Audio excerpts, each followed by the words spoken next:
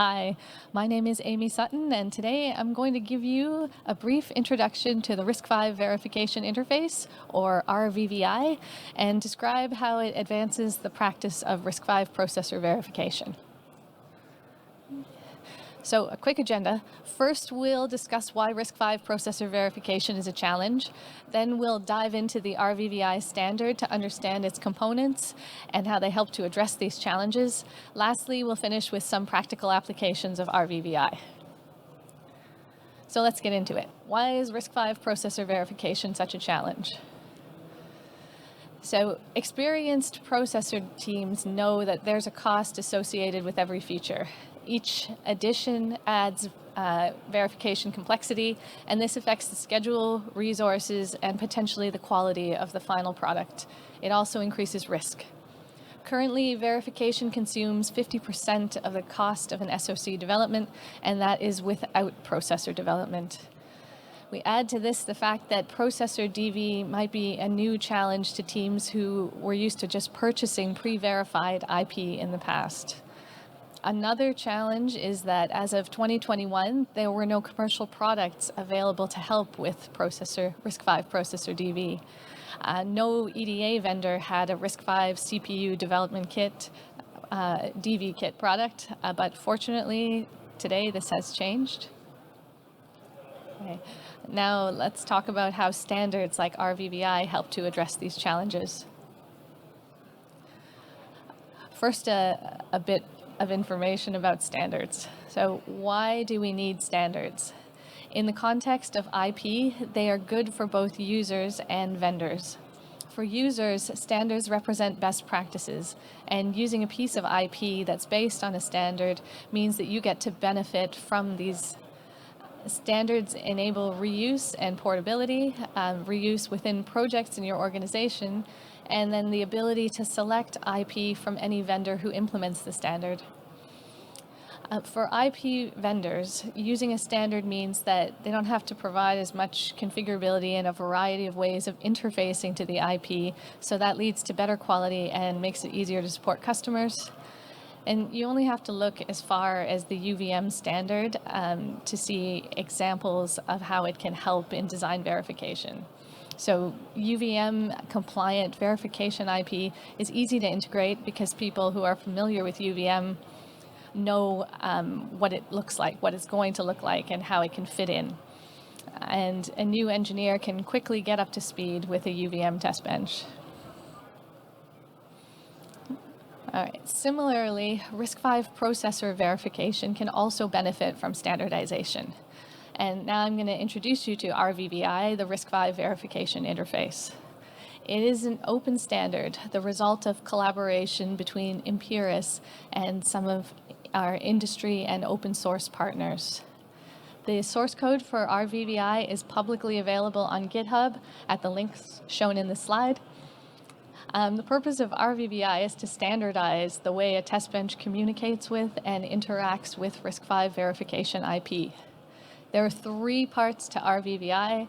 There is the RVVI trace, the RVVI API, and RVVI VVP. In the next slides, we're going to take a closer look at each one of these. So RVVI trace defines the information that a piece of RISC-V verification IP needs in order to check the proper behavior of the processor under test. The information has to be extracted by a module called a tracer. Now, this is a core-specific monitor whose purpose is to obtain the information and format it into the correct signals. A tracer is not part of RVVI. Its implementation is core-dependent. However, by using RVVI trace, the designers and DV engineers will know what the requirements for a tracer are from day one. RVVI trace is specified as a system Verilog interface, and it includes functions to enable processing of asynchronous events. Those are events that occur outside the normal program flow, for example, an interrupt or request to enter debug mode. So the second part of RVVI is the API. So this is a function level interface between the test bench and the RISC-V verification IP. It defines a set of functions that VIPs need to implement in order to comprehensively verify a RISC-V core. For example, there are functions to get and set the current value of registers in the verification IP, and functions to invoke comparisons between the device under test and the verification IP's processor reference model. It supports a step and compare methodology, which is a best practice for processor DB. Finally, there are both C and System Verilog versions of the API, and Python, if you want, meaning that the verification IP can be implemented in any language that has an interface to C or System Verilog. The third component to RVVI are the virtual verification peripherals. So these are reusable, memory-mapped testbench components that support the process of RISC-V processor DV. Examples of these components include a virtual printer or a signature file writer, an interrupt timer controller. Some virtual peripherals provide convenience functions, while others are directly involved in test stimulus. For example, the timing of interrupts and debug mode requests can be better coordinated with the program running on the core if they are controlled by memory-mapped registers. Why do we need virtual verification peripherals? Well, the signature writer is needed for the RISC-V international compliance tests. Other components are common to every RISC-V DV project, so they should be standardized and reusable. So why should you use RVVI?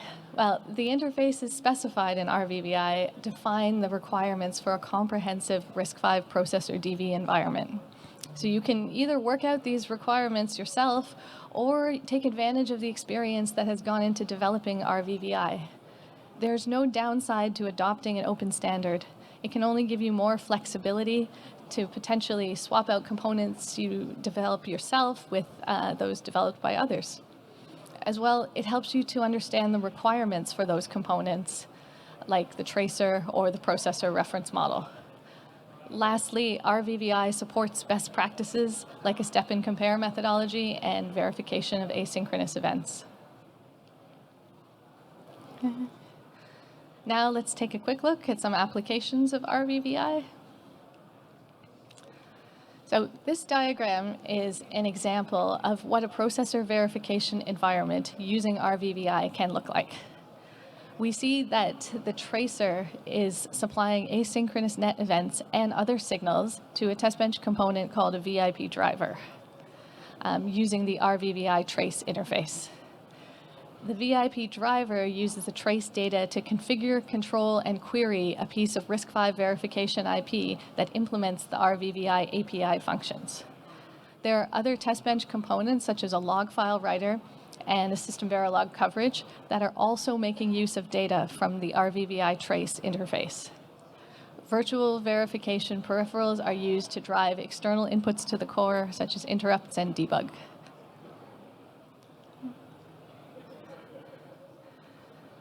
And now I'm going to show you an example of using an RVVI compliant verification IP. So the orange block in this slide is Imperas DV, which is the first commercial verification IP for DV of custom RISC-V processors. Imperas DV connects to the processor under test using RVVI trace. The VIP driver from the previous diagram has been replaced by specific Verilog modules that are used to sample functional coverage, produce a detailed trace log file, and drive the RVVI API. Imperas DV implements the RVVI API, and the API methods are used to communicate with the Imperas RISC-V processor reference model. To use Imperas DV, you only have to develop and connect the tracer. The comparison and checking are done for you. RVVI has enabled processor verification IP that has simplified the verification problem. All right, so in summary, RISC-V processor verification is a challenge, but standards like RVVI are helping to address this challenge by enabling reuse, best practices, and the creation of verification IP. Using these techniques, the work of RISC-V processor DV becomes smoother and more efficient.